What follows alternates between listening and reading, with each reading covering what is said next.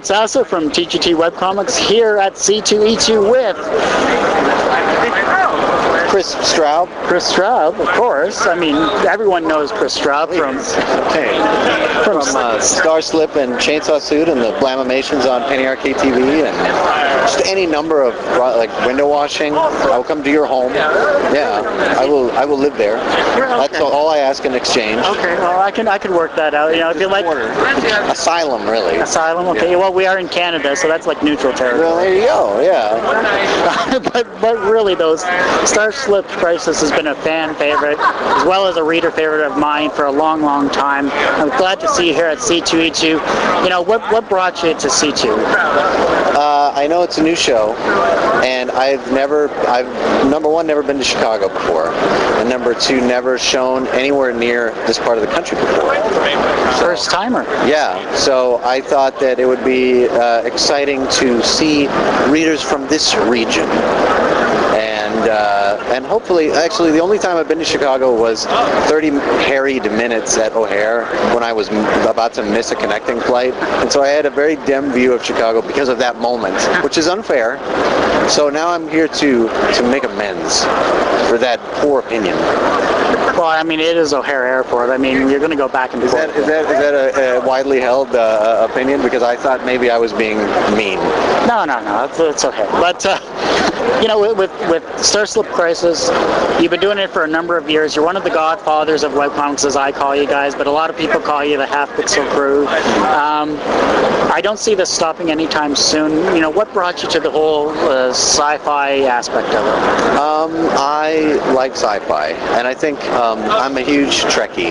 That's my science fiction is what I liked the most. And I like the idea of populating a world. I mean, the strip that I did prior to this was Checkerboard Nightmare, and it was very surreal and meta and referential, but it didn't really let me do a lot of world building, and I kind of just had to go off of whatever somebody else was doing and make a joke on that. And I wanted to be able to say, no, I can make up my own stuff and not depend on making fun of other people to produce work. And you've succeeded. You really have. I mean, your cast of characters is unique. It's well known. I mean, you know, I just the fact that, you know, everyone does something different with the comic. They interact so well together, and it's the world you've built, and it's really come to life. Thank you. I appreciate it. And so with this type of convention, you know, your webcomics.com is here. You know, you guys are all here. What do you expect to take out of this type of convention?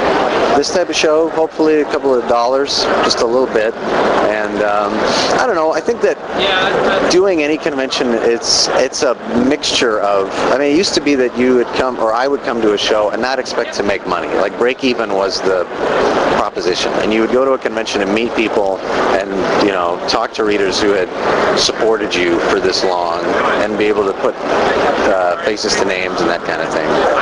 But money's always great to have, so I'm not counting that out yet. Well, most definitely, and I think you're going to have a lot of really great fans coming in here. I mean, you know, it's the Webcomic Pavilion, as Brad showed us. You know, you got a lot of great people here, and you know, I'm just walking up and down the aisle saying, "Hey, I've read that, and I've definitely read this." And I'm actually, this might turn out to be a good weekend for me on two fronts, because, well, like bad news than good news, because I think I underestimated the size of C2E2. It is, being here, it's much bigger. I mean, it hasn't even opened up to the public yet, and I think I brought too few books. And if that's the case, then for the first time ever, I will have time to walk around, you know, late Saturday or Sunday and actually see who is here and what they're doing, which is something I never get a chance to do. And I'll just have to remember for next year to bring a couple more. Yeah. Well, you know, I wish you all the success. I mean, you're going to sell out. Brad's going to sell out. Scott Kurtz is going to sell out for sure. I mean, no, not hopeful. You will. I always bring too much to the thing. I always bring like, all right, 30? Okay. No, bring 50, because, well, what if I sell to 50? I'll bring 80. Now I'll bring 150. And then I'm packing up 90 of them, you know. So maybe this year I'll have the right balance. I think so. And you got the draw here, and I just want to thank you very much for being in this interview.